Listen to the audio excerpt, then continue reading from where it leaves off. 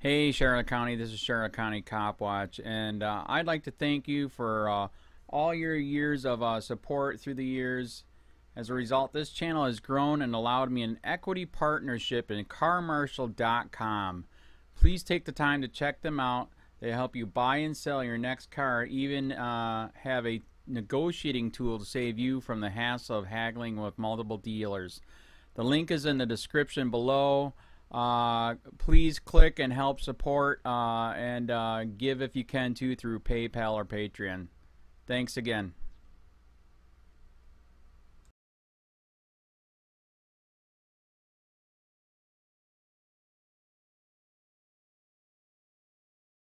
Hey, what's all this? What's all this money? You said you didn't have any large amounts of money in the vehicle. Turn around for me, okay? Are there any large sums of money over $5,000 in cash in the vehicle? That's all, hundreds. How much money you got? That's not chairman, is it? Well, I'm seizing it.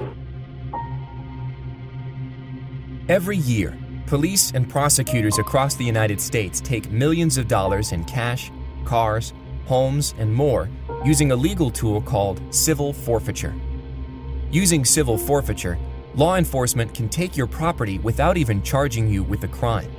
In most places, cash and property taken boost the budgets of the very police agencies and prosecutors' offices that took it. This video tracks as much of that money and property as possible. How much is taken?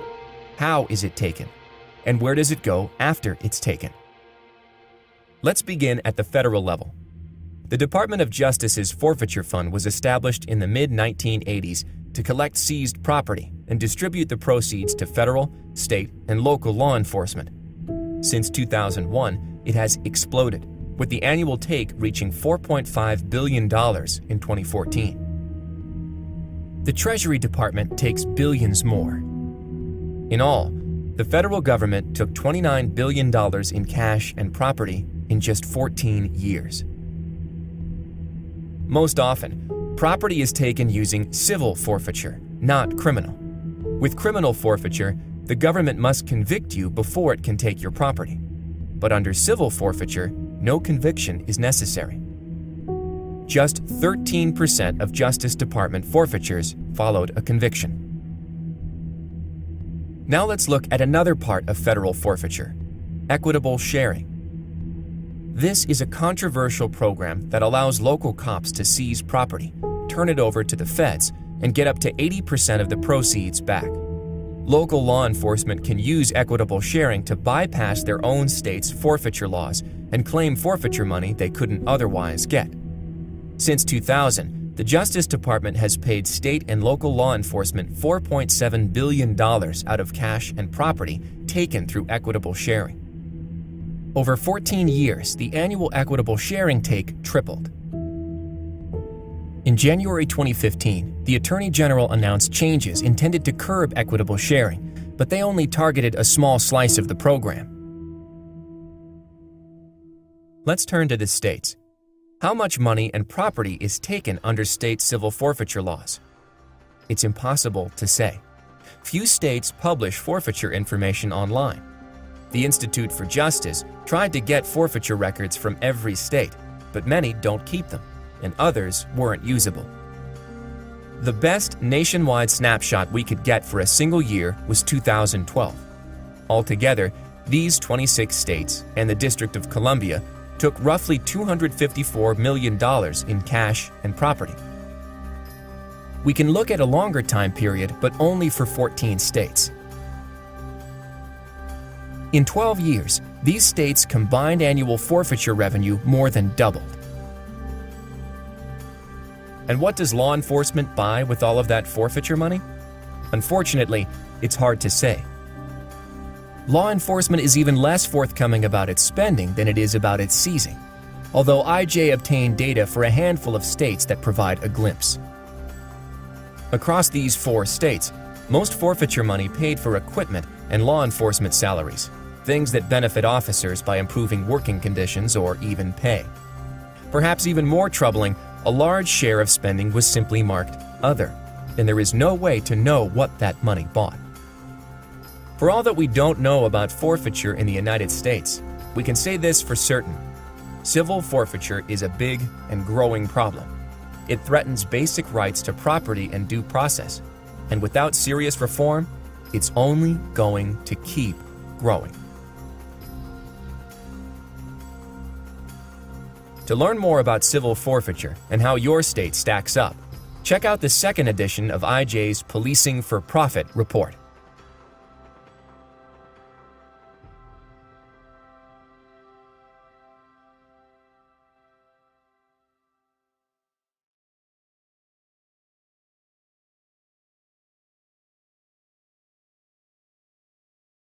Federal judge rules Indiana seizing cars with civil forfeiture is unconstitutional.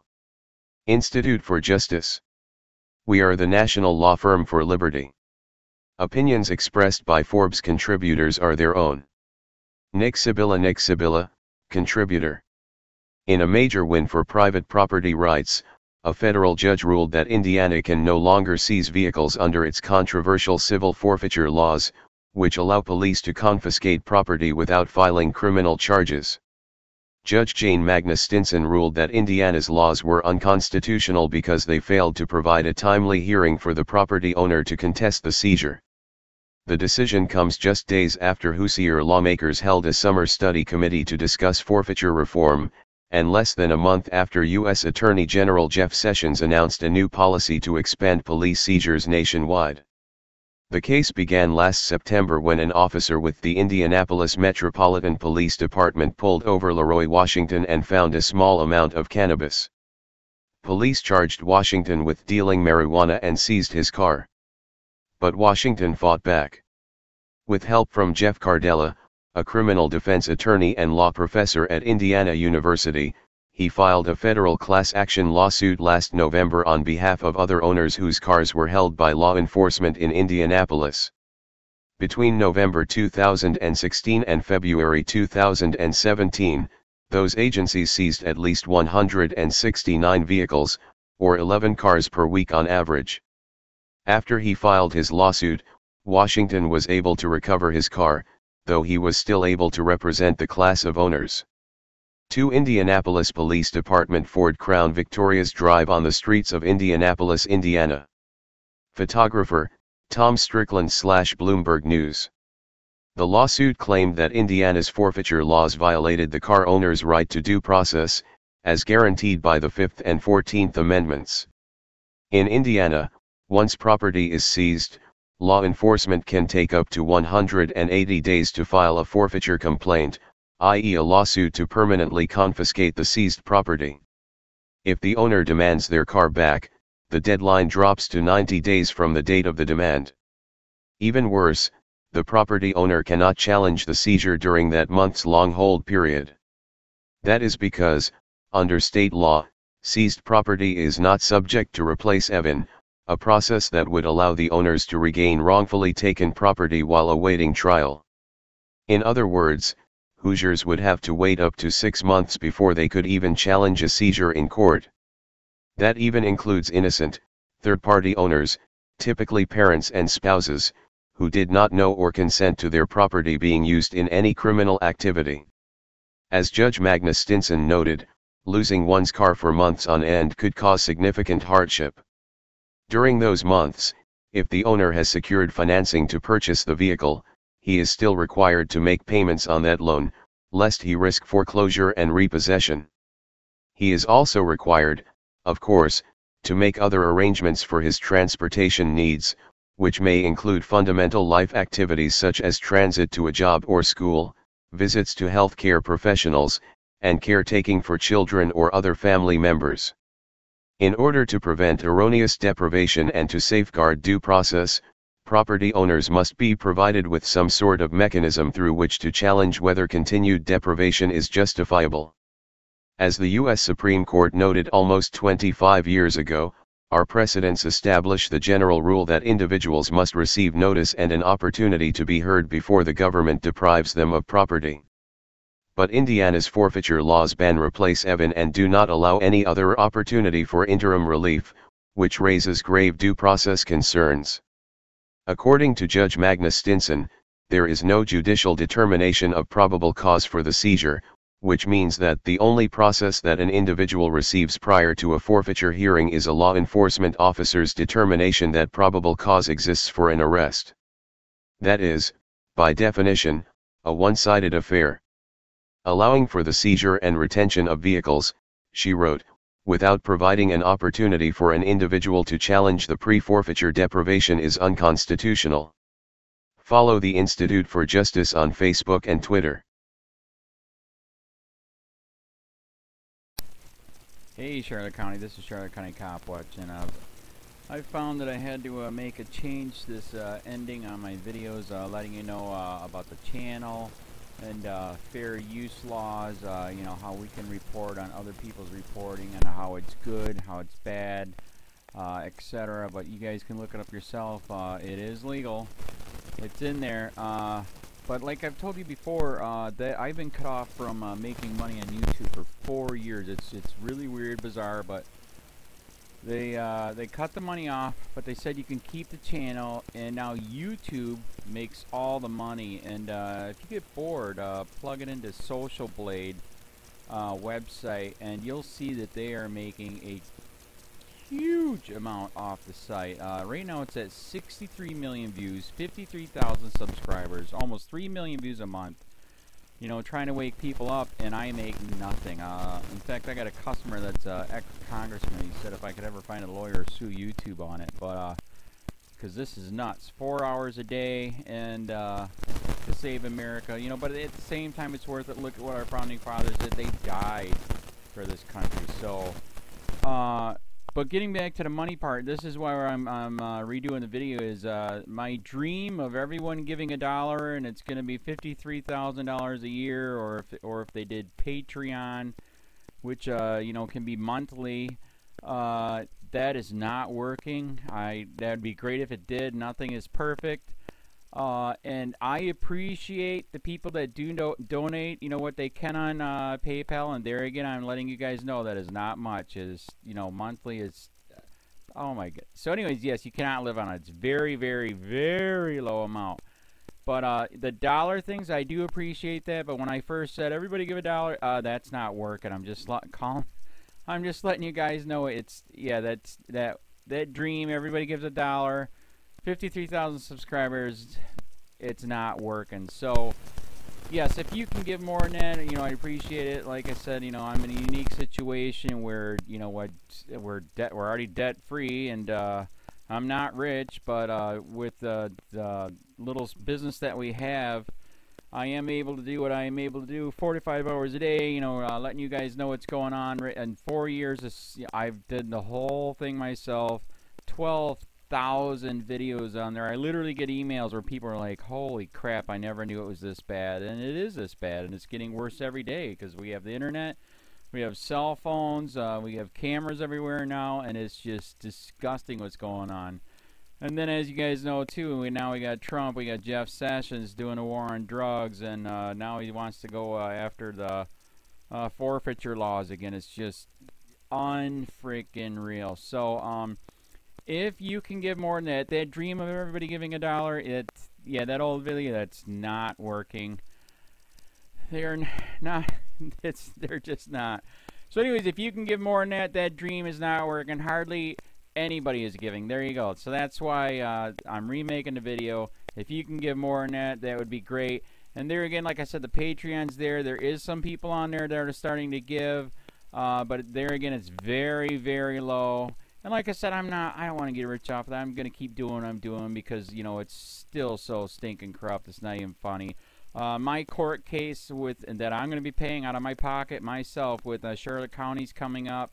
They illegally looked me up and then posted all my information on LEOAFFAIRS website. They basically doxed me, however you want to say that. I forget what the word is. And they outed me, man. And that information on that site went out to 500 sheriffs, deputies, people that work at the jail, etc., etc., etc. So, yeah, it is very, very scary, but we're going to do a federal case, 1983 case, violating freedom of speech. We have 17 cameras in the house now. We got 2 cameras in the car. I always carry a camera plus a cell phone. A lot of people are highly recommending I get a vest now. If I could, if the wife would let me, I would run for sheriff. We are trying to push the thing nationwide right now, where just to mix it up and to get the topics out there is register to run for sheriff, NPA, no party affiliation, as a write-in, and that is completely free, and you can participate in the elections. And there's a lot of stuff. We got a guy, James McLinnis in Pinellas County, Tampa, who almost won. He experienced the corruption himself. The story is unbelievable. Look him up. It's mind-blowing what they did. It pissed him off. He is very, very smart. He has way more money than I did. He ran for sheriff at the last 3 months last year in 2016 and almost won. He got all of the black vote. And the reason why he did that is because he ran on, I will not bust, we're in Florida, I will not bust anybody for weed anymore unless it's an ungodly huge amount, like pounds. And then he also ran on no more victimless crimes, no more of this freaking road pirate bull crap. And then he was going to cut the budget by 30%. And when you think about that, you can. If you stop the road pirates, you can get rid of a bunch of people. Gone. So, the wife has been saying, yes, I can, yes, I can't. So I don't know. We're trying to find somebody that can do it because I am busy doing this anyways. But, so I'm making a video, like I said, that $1 a month from everybody, you know, for 53,000 subscribers, that is not working. I'm just letting you guys know. Absolutely give way more than $1 a month. If you can, I appreciate anything. By the way, remember too, when you give that, PayPal takes like freaking 15 to 20%, so it's even worse than that. But, and there again, like I'm letting you guys know, it's way, what I get is very, very low. Appreciate it, but it is very, very low. Can't live on it. I'm just, you know, I'm working, and that's what I'm working on. And that court case is going to cost a buttload of money. That's federal court. Just the filing fees and the depositions that we're going to be doing with this corrupt cop. So there's another reason to give. We are going to be doing a deposition with this very corrupt. He was in a drug squad. He is a bad guy. He's on steroids. We heard steroids are rampant here. That's why their attitude is so bad. And we are going to get him on video, and it will be on YouTube. So that case alone is $5,000 just to bring it to court, and that's my money out of my pocket. So there's another reason to give, and give way more than $1 if you can. So keep that in mind. This is the new video, and I see, God, I talk a lot. It's already 7 minutes, but had to make it just to let you know that $1 a month from everybody is not working. They're not doing it. So if you can give more than that, please. So thanks. Keep it up. Share, like, subscribe, tell your friends, send me your videos on corruption, and I'll post it.